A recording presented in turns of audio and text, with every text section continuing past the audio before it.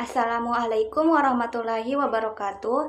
Perkenalkan, nama saya Aprilia Dwi Maharani dengan NIM J1A123105 dari kelas reguler B. Di sini saya akan menjelaskan tentang pengukuran beban kerja mental dengan metode NASA TLX. Jadi, metode NASA TLX merupakan metode yang digunakan untuk menganalisis beban kerja mental yang dihadapi oleh pekerja yang harus melakukan berbagai aktivitas dalam pekerjaannya.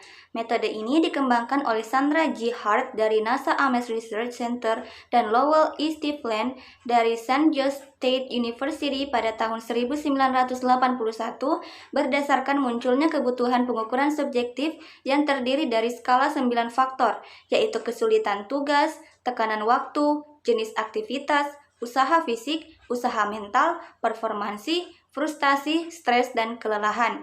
Dari 9 faktor ini disederhanakan lagi menjadi 6, yaitu mental demand, physical demand, temporal demand, performance, effort, dan frustration level. Yang selanjutnya adalah indikator-indikator dari NASA TLX. Jadi yang pertama adalah mental demand.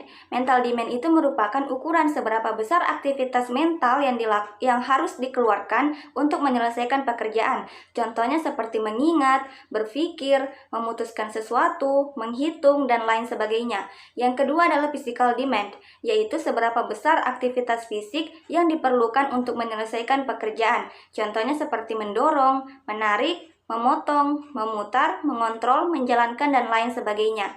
Dan yang selanjutnya adalah temporal demand, yaitu seberapa besar tekanan waktu yang dirasakan selama bekerja. Apakah pekerjaan berjalan perlahan dan santai, atau cepat dan melelahkan.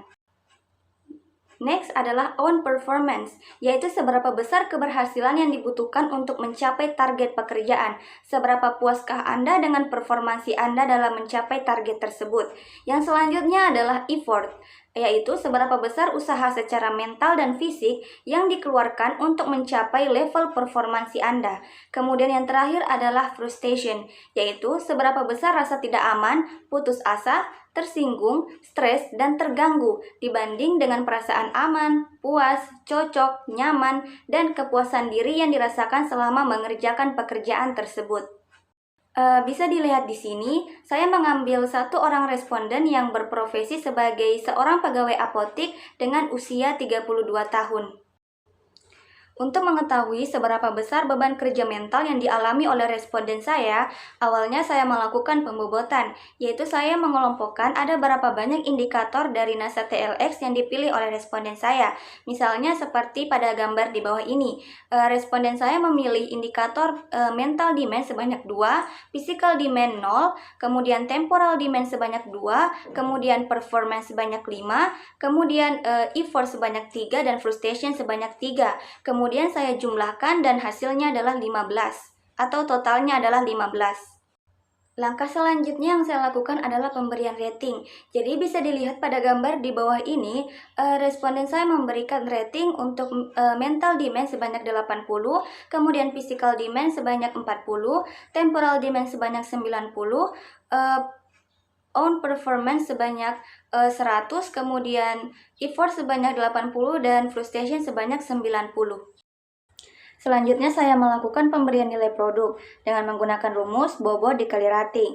Jadi bisa dilihat pada slide ini, saya mengalihkan bobot mental demand dikali rating mental demand, yaitu 2 dikali 80 sebanyak 160. Kemudian bobot physical demand dikali rating physical demand, yaitu 0 dikali 40 sama dengan 0. Kemudian bobot temporal demand dikali rating temporal demand, yaitu 2 kali 90 adalah 180. Kemudian bobot on performance dikali rating on performance, yaitu 5 dikali 100 sama dengan 500. Kemudian bobot effort dikali rating effort, yaitu 3 kali 80 sama dengan 240. Kemudian ada bobot frustration dikali rating frustration sama dengan 3 kali 90, hasilnya 270. Langkah selanjutnya yang saya lakukan adalah menghitung weighted workload atau WWL-nya.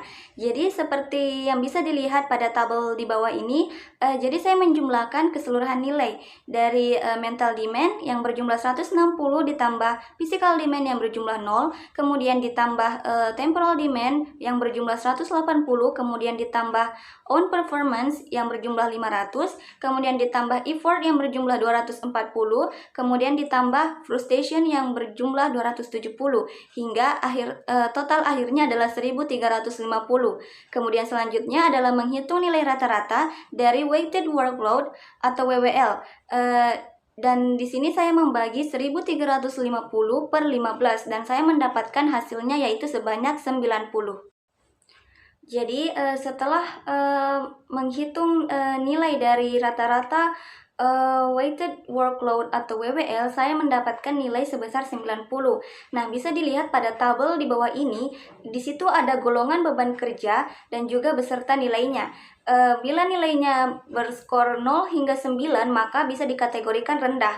Jika nilainya sebesar 10 hingga 29, maka bisa dikategorikan sedang. Kemudian jika nilainya 30 hingga 49, maka dikategorikan agak tinggi. Kemudian jika nilainya adalah 50 hingga 79, maka dikategorikan tinggi. Kemudian yang terakhir, apabila nilainya 80 hingga 100, maka dikategorikan sangat tinggi.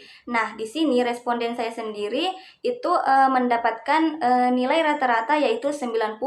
Maka bisa disimpulkan bahwa responden saya mengalami beban kerja mental yang sangat tinggi.